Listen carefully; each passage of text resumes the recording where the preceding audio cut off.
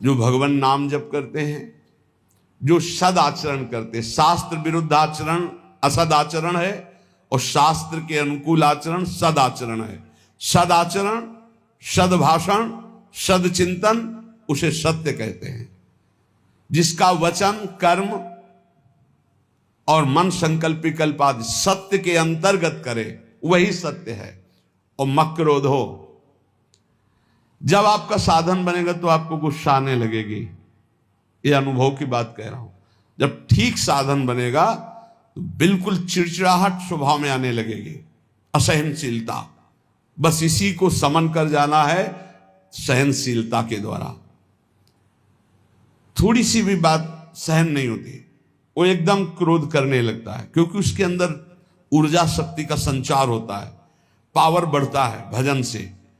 और पावर बढ़ता है तो फिर नम्रता के द्वारा, सहनशीलता के द्वारा, तितिक्षा के द्वारा, क्षमा के द्वारा इस पावर को बचाया जाता है, पचाया जाता है।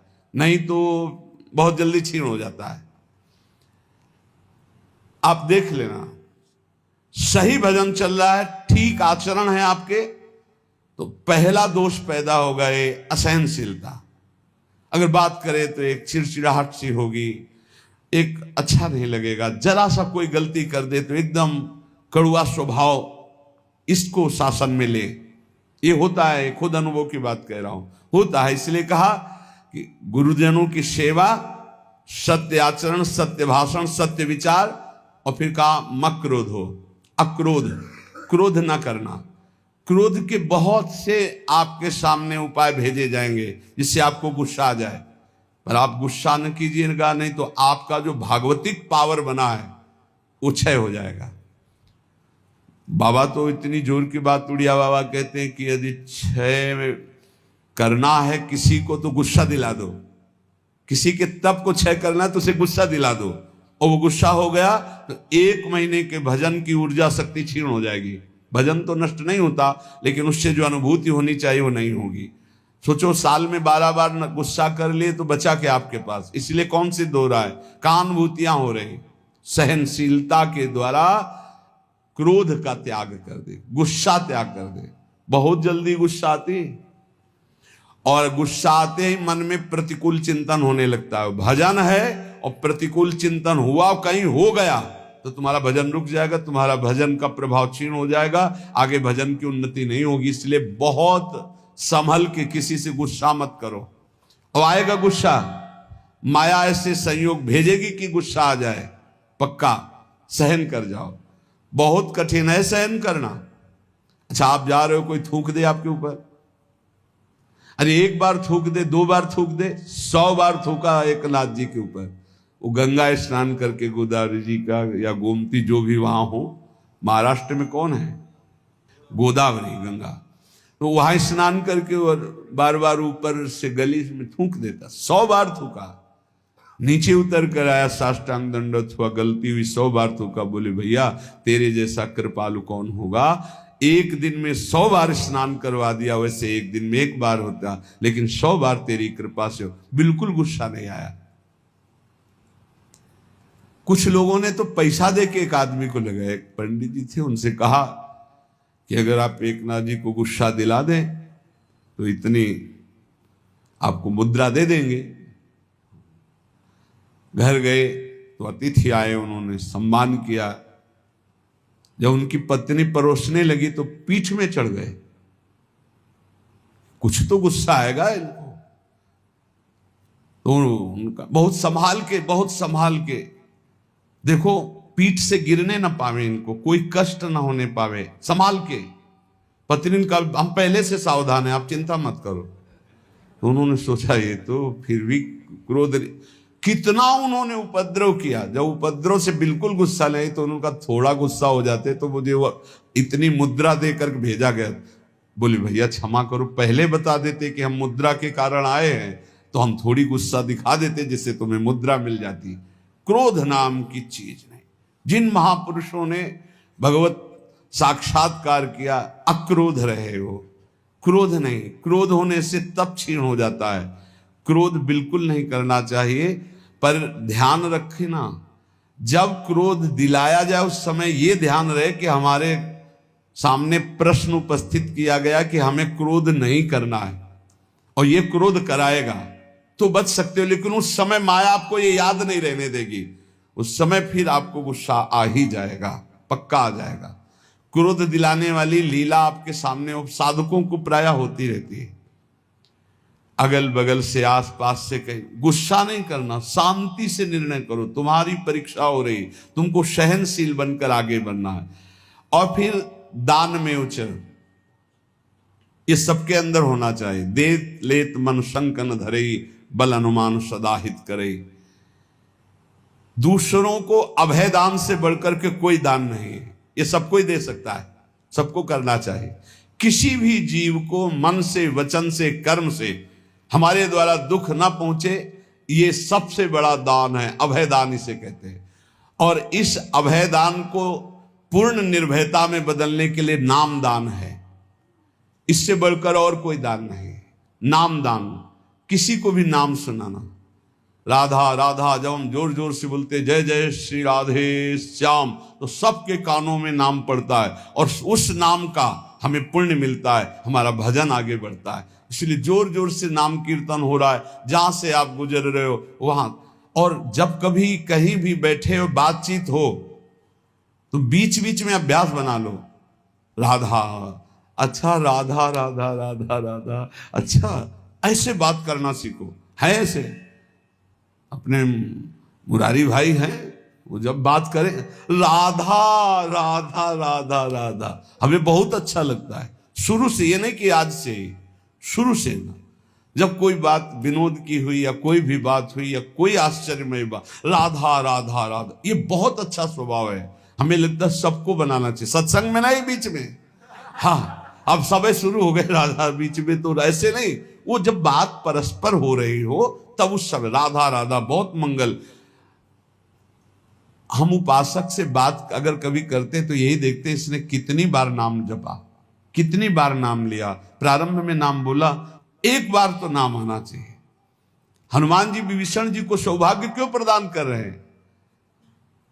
अंदर से आवाज आई, राम राम राम नाम तेहि सुमिरन कीन्हा, हृदय हरसि कपि सज्जन चीन्हा, यही सन हठ करी हो पहचानी, साधु ते होय न कारज हानि। ये साधु है। अभ्यास बनाओ, नाम उच्चारण, बात शुरू करने के पहले नाम उच्चारण, बहुत मंगलमयी बात है। दूसरों को नाम सुना दिया, इससे बड़ा कोई दान नहीं। ये चार बातें जिसके जीवन में है वो अपने भजन को बढ़ाएगा, भजन को बचाएगा और भजन को पचा लेगा। गुरु आज्ञा में रहना, सत्य क्रिया, सत्य विचार, सत्य भाषण और क्रोध ना करना, और दूसरों को अभय दान देना, भगवान नाम सुनाना। ये चार बातें बहुत जोर की, जिसमें जीव का परम कल्याण हो जाता है। वेद का सार है सत्य, सत्य का सार है जितेंद्रियता, और जितेंद्रियता का सार है त्याग, वैराग्य उपरति। त्याग, भोगों की इच्छा पर भोगूंगा नहीं क्योंकि भगवत प्राप्ति करनी। वैराग्य, भोगने की इच्छा ही नहीं रही। उपरति, भोग ही है, ऐसी वृत्ति ही खत्म हो गई। ये है संपूर्ण वेदों का सार। जो न्याय युक्त कार्य हो, जिसको महापुरुषों ने किया है, जिसका विधान किया, वही कार्य किया जाए, मनमानी कोई कार्य ना किया जाए। यदि मनमानी कार्य किया गया तो उससे लाभ नहीं होगा। आजकल बहुत मनमानी हो रही, बहुत मनमानी। कोई किसी का, ना तो निगमागम शासन स्वीकार किया जा रहा है, वेद का शासन, और ना वेदज्ञ महापुरुषों का शासन स्वीकार किया जा रहा है। सब मनमानी करने में स्वतंत्र हैं।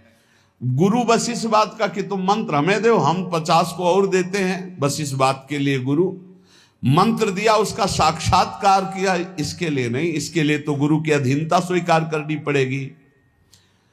कह रहे कि यत् करोत्यशुभम कर्म शुभम वा यदि सत्तम, अवश्यम तत्समाप्नोति पुरुषो नात्र संशयः, होश में तुम जो कर्म करोगे शुभ या अशुभ तुम्हें भोगना पड़ेगा, कोई मिटा दे ऐसा समर्थ नहीं है। देख लो भाई, कोई मिटा दे ऐसा समर्थ नहीं, वो केवल वही मिटा सकते हैं जिन्होंने पूरी सृष्टि की रचना की, श्री भगवान, दूसरे की सामर्थ्य नहीं। इसलिए हमें विश्वास नहीं है। ये इसलिए बता रहे, करे यद करो त्यशुभम कर्म शुभम वा यदि सत्तमम अवश्यम तत्समाप्नोति पुरुषो नात्र संशया। अवश्य भोगना पड़ेगा जो कर्म किए हैं। इसीलिए हम कह रहे हैं किसी पर ये मत सोचो कि तुम्हारे कर्म को कोई नष्ट कर देगा, कोई नहीं, कोई नहीं। भगवान के पिता दशरथ जी का ये कर्म श्रवण कुमार का धोखे में बद हो जाना क्या नहीं मिटा सकते थे? उनके पिता ने शाप दिया, जैसे मैं पुत्र वियोग से मर रहा हूं ऐसे तू तड़प करके मरेगा। वैसा ही पूज्य महाराज दशरथ जी हा राम कह करके प्राण त्यागी। इसलिए बहुत होश में अगर गलत कर्म करोगे तो उसको भोगना पड़ेगा। और ये भ्रम छोड़ दो कि कोई तुम्हारे दान पुण्य सेव संतरा देने करके तुम कोई जंतुर अंतुर बंधवा कर अपने पाप कर्म को मिटा दोगे। मुझे समझ में नहीं आता, क्योंकि हमारा शास्त्र ऐसा नहीं कहता। बड़े बड़े महापुरुषों को भोगना पड़ा है, और उनकी तो बात क्या, जो ईश्वर कोटि के है, फिर साधारण को ऐसे मिटा सकते हैं। यद करो त्यशुभम कर्म शुभम वा यदि सत्तमो। भाई ध्यान करो, कोई भूल करके पाप मत करो, नहीं तो उसे भोगना पड़ेगा, अवश्य अवश्य भोगना पड़ेगा। कोई नहीं मिटा सकता, संसार में कोई नहीं मिटा सकता। इसलिए सताम धर्मेण वर्तेत क्रियाम शिष्टवदाचरेत असंक्लेशेन लोकस्य वृत्तिम लिप्सेत वै द्विज। जो सत्पुरुषों ने आचरण किए हैं, जो सत्पुरुषों ने आचरण का विधान किया है, उसके अनुसार जो आचरण करता है वो धर्म है, और धर्म करने वाला कभी दुखी नहीं होता। तो आप कहोगे धर्मराज युधिष्ठिर को 12 वर्ष का वनवास, 1 वर्ष का अज्ञातवास मिला, धर्म करना क्या, वो तो धर्मराज हैं। तो जुआ खेलना अधर्म है, उपहास करना किसी का अधर्म है, किसी को नीचा दिखाना अधर्म है, अधर्मियों की सभा में बैठना अधर्म है। कई तरह की बातों का अधर्म होता है। जान रहे हैं कि महाराज धृतराष्ट्र इस समय अधर्म से युक्त हैं, तो उनकी आज्ञा का पालन नहीं करना चाहिए। जान रहे हैं कि छल कपट अधर्मी शकुनी है, पासा वो चल रहा है, जीत उनकी हो रही, खुला अधर्म, खुला अधर्म का खेल हो रहा, कैसे स्वीकार कर लिया। और द्वित कीड़ा अधर्म है, मदिरा पीना, व्यभिचार करना, मांस खाना, द्वित कीड़ा करना, ये सब एक लाइन में रखा गया है। इसीलिए महाराज को 12 वर्ष का वनवास, 1 वर्ष का अज्ञातवास भोगना पड़ा। सत्पुरुषों द्वारा पालित धर्म के अनुसार बर्ताव करे। जो संत पुरुष आचरण करने का विधान करते हैं, शास्त्र विधान करता है, वैसे ही कभी दुख नहीं मिलेगा। ध्यान रखना, अधर्म करने पर ही दुख का परिणाम भोगना पड़ता है। ये जो हमारे नाना प्रकार के शारीरिक मानसिक क्लेश हैं, ये हमारे पाप कर्म का परिणाम है। भली भांति कोई भी कर्म करने के पहले विचार करो, तो अंदर से सबके भगवान सदगुरु रूप में बैठकर उत्तर देते हैं कि तुम गलत करने जा रहे हो, मत करना। दूसरे लोगों के किए हुए कर्म को देखकर मत करो। बहुत लोग ऐसा करते हैं। अब तो सब नरक जाएंगे, तुम भी जाओगे क्या? तुम सत्संगी हो, तुम्हारा विवेक जागृत होना चाहिए। सब अगर 1000 लोग हैं, 1000 गलत कर रहे हैं, तो एक सही चलो, चलो तुम अपने मार्ग पे, 1000 का अनुसरण नहीं करना। जीवन निर्वाह के लिए ऐसी वृत्ति अपनाओ जो धर्म पूर्वक हो, तो तुम सुखी रहोगे, तुम्हारा परिवार सुखी रहेगा। सब तरह से सावधान रहो कि तुम्हारे घर में अधर्म का 1 रुपया ना आने पावे। सावधान रहो। जैसे कुछ लोगों की मान्यता है कि संत जन अधर्म पचा सकते हैं। भीष्म पितामह जैसा महात्मा कोई होगा द्वादश वैष्णवाचार्यों में है भीष्म जी, और अखंड बाल ब्रह्मचारी और अखंड चिंतन करने वाले भगवान का। और दुर्योधन का अन्न खाया, उन्होंने स्वीकार किया, बताया द्रौपदी को कि उस समय मेरी बुद्धि निर्णय करने में असमर्थ थी क्योंकि मैं दुर्योधन का अन्न खाया था। अगर अधर्म का रुपया चला जाए तो महात्मा की भी बुद्धि को कमजोर कर दे, भ्रष्ट कर दे, फिर गृहस्थों की बात क्या। अधर्म के धन से बचना चाहिए। अधर्म का अन्न जो है वो बहुत हानिकारक है, इसलिए गृहस्थी में ये लोग सोचते रुपया आना चाहिए, चाहे जैसे आवे। फिर जो रुपया आया 1 लाख, और फिर घर में जो 10 लाख निकालने का वो बनाएगा हिसाब किताब। अमुक को ये रोग हो गया, अमुक जब ये नष्ट हो गया, अमुक ये हानि हो गई। इसलिए हमारा शास्त्र कहता है सर्वोपायस्तु लोभस्य, सब उपाय करो कि लोभ से कोई अधर्म का धन ना आ जाए तुम्हारे घर में, सावधान रहना। कितने पवित्र होते हैं पुराने लोगों के विचार। हमने देखा है एक बार 100 रुपया का अन्न बिका और 110 रुपया आ गए। अब सोचो 100 रुपया का अन्न और 10 रुपये आ गए तो काफी लाभ की बात है। लेकिन जब वहां गिना गया घर में और 110 आया तो जो घर के मालिक थे उन्होंने कहा बिल्कुल इसी क्षण जाओ और ये पूरा रुपया उनको दिखाओ कि इसमें 10 का एक नोट ज्यादा था, ये 100 देखो है, आपने रुपए दिए, हमारा 100 का अन्न बिका, 10 वापस करके आओ। 10 वापस करके जब आए तब धर्मात्मा पुरुष के घर में ही भगवत भजन सुख शांति किस तरह की, भले अर्थ की अव्यवस्था हो लेकिन धर्म की व्यवस्था एक अद्भुत शांति, एक अद्भुत सुख प्रदान करती। नमक रोटी खाओगे चैन से सोओगे। अगर अधर्म का भाव होता तो बोले अब हम तो बेचा है भाई, 110 आ गए, वो तो चलो 10 ज्यादा ही आ गए, वो निकलेगा कहीं ना कहीं से, किसी को परेशान करेगा। इसलिए कहा तुरंत हटाओ इसको। ये बात सत्संग में बैठा लीजिए, गृहस्थी में जो आप जन है या जो भगवत मार्ग में भी है, अधर्म का धन किसी को भी चैन शांति नहीं लेने देगा, तत्कालिक लगेगा। इतना आ गया यार सब ठीक है, सब ठीक नहीं, अब आतंक मचाएगा वो, अब दुख देगा। इसलिए उपाय करना चाहिए अपनी इंद्रियों को पावन करने वाले तप का। उपाय करना चाहिए किसी भी तरह से हमारे घर में अधर्म का धन ना आवे, इसका उपाय करना चाहिए। भवसागर समुद्र से इससे पार होने का, भगवत प्राप्ति का, क्रूरता का जो अभाव, परम धर्म का आचरण, उत्तम व्रत महापुरुषों द्वारा आचरित और सर्वोत्तम ज्ञान, इस समस्त पापों का नाश कर देता। सर्वोत्तम ज्ञान भगवान श्री कृष्ण चंद्र जो गीता जी में कहते हैं, हे अर्जुन, यदि तुम ज्ञान को प्राप्त हो जाओ तो तुम्हारे सारे के सारे जन्म जन्मांतर के पाप नष्ट हो जाएंगे। अपि चेदसि पापेभ्या सर्वेभ्या पापकृतमः सर्वं ज्ञान प्लवेनैव ब्रजिनम संतिष्यसि। अगर तू सब पापियों में भी अधिक पापी है तो भी तू ज्ञान के द्वारा निसंदेह संपूर्ण पाप समुद्र से अच्छी तरह तर जाएगा, पक्की बात है। अपि चेदसि पापेभ्या सर्वेभ्या पापकृतमः। पाप करने वाले की 3 श्रेणियां होती हैं। एक होती पापकृत, मैंने पाप किया, पाप करने वाला, और एक होता है पाप कृत्तर,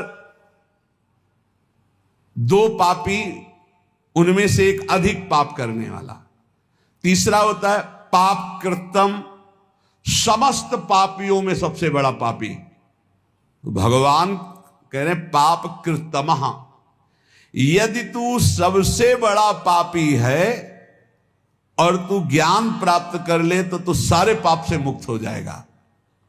भगवान का एक कथन सबको आश्वासन देता है। जो प्रश्न करता बोलते हैं मैं बड़ा पापी हूं, क्या मेरा भी उद्धार हो जाएगा। तो भगवान यहां कह रहे अपिचेदस्य पापेभ्यः सर्वेभ्यः पापकृतमः।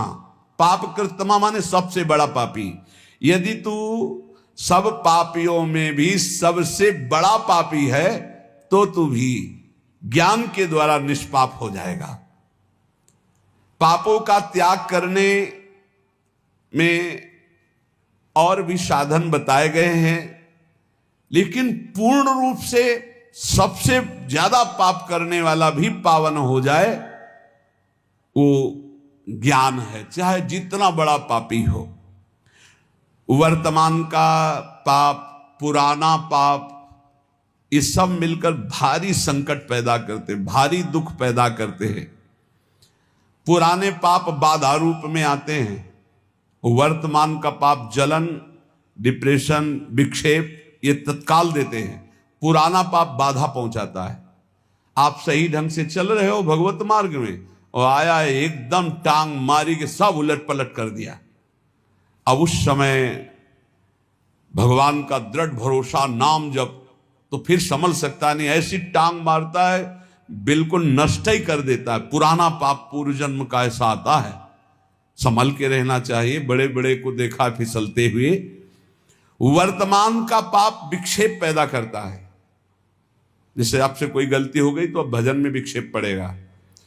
आपसे वर्तमान में कोई अब अशांति पैदा हो, जो ज्यादा मनमानी आचरण करोगे तो मन संकल्प विकल्प इतना सोच में चला जाएगा कि फिर आपको लगेगा कि वो क्या कहते हैं, वही जो मानसिक रोग होता है, डिप्रेशन आ गया। ये वर्तमान के पाप, वर्तमान में आप पापाचरण कर रहे हैं इसलिए ऐसा हो जाता है। जिसे आप जानते ही नहीं कि आप पापाचरण कर रहे हैं, वो पापाचरण है।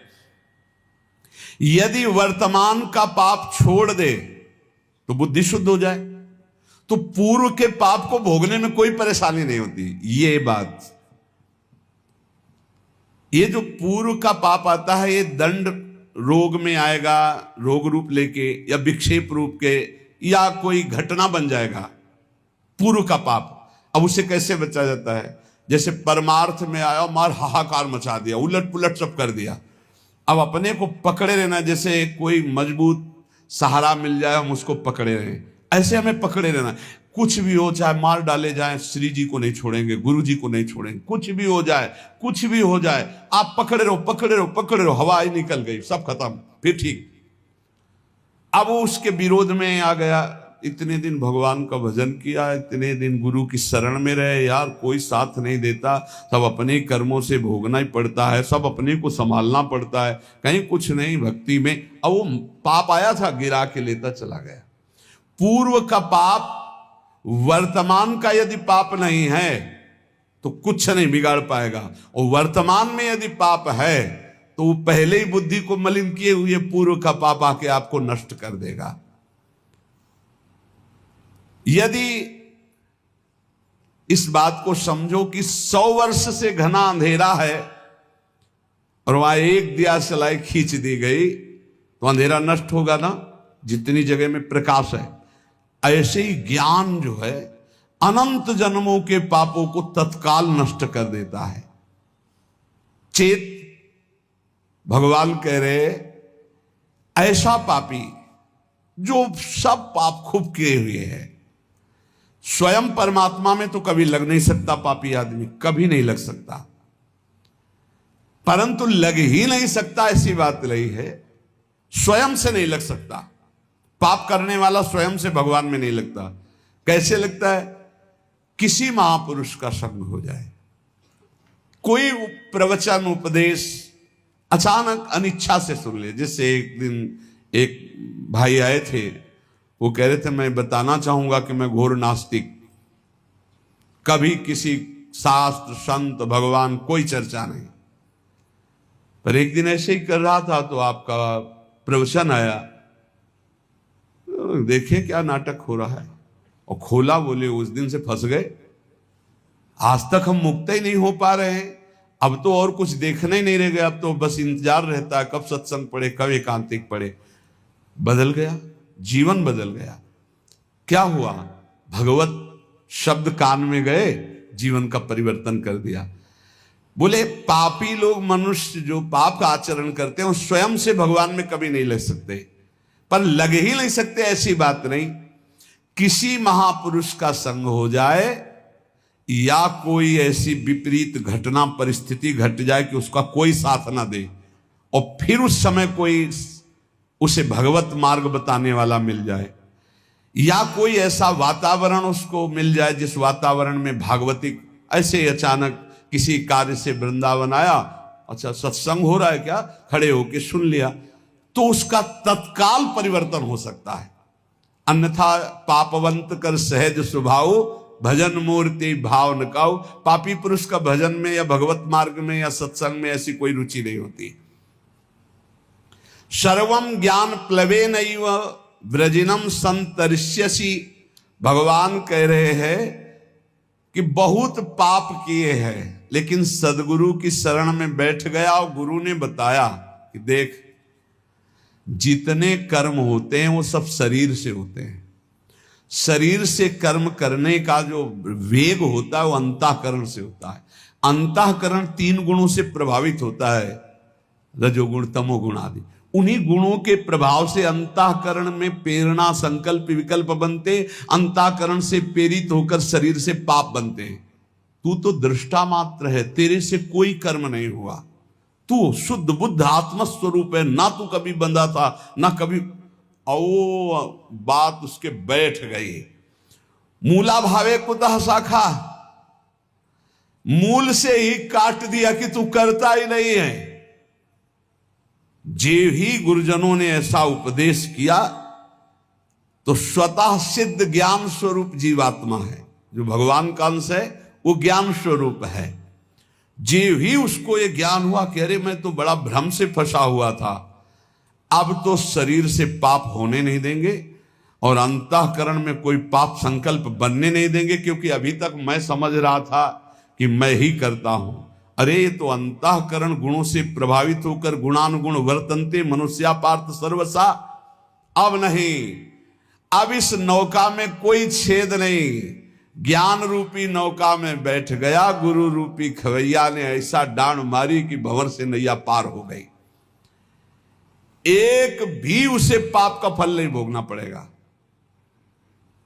ये ज्ञान का बहुत, मैं शुद्ध बुद्ध आत्म स्वरूप हूं, ये जहां बोध हुआ, पर इसके लिए बस ये कि कोई घटना घटे उसके जीवन में, किसी संत की शरण में आ जाए या कोई सत्संग का ऐसा मिले जिसके आकर्षण होकर संत की शरण, बिना किसी महापुरुष के शरण में हुए ये ज्ञान तो हो ही नहीं सकता। और अगर ज्ञान हो जाए तो भगवान कह रहे हैं अपि चेदसि पापेभ्यः सर्वेभ्यः पापकृतमः सर्वं ज्ञान प्लवे नैव व्रजिनम संतरिष्यति। वास्तविक आप सच्ची मानिए, पाप कैसे नष्ट हो जाते हैं। जैसे स्वप्न में हमने 500 कत्ल किए, तो जब जगे तो ना भागवतिक पाप लगेगा और ना भारतीय संविधान में दंड दिया जाएगा कि स्वप्न में तुमने 500 कत्ल किए, चलो तुम्हें फांसी की सजा होगी। कभी ऐसा नहीं हो सकता। ऐसे ही उमा का हूं मैं अनुभव अपना, सत हरि भजन जगत सब सपना। जब ज्ञान हो जाता है तो जैसे स्वप्न का कहीं भी दंड नहीं मिलता, ऐसे ही जागृत अवस्था का किया हुआ कुछ भी कर्म उसको बंधन में नहीं डाल सकता, सब भस्म हो जाते हैं। भगवान की जो भक्ति है, इन्हीं के पुत्र का नाम ज्ञान है। ज्ञान वैराग्य भक्ति के पुत्र है ना। शुद्ध ज्ञान होता है भगवान के चरणों से चित्त जोड़ने से, नाम जप करने से। अगर भगवान का भजन ना हो तो शुद्ध ज्ञान नहीं हो सकता।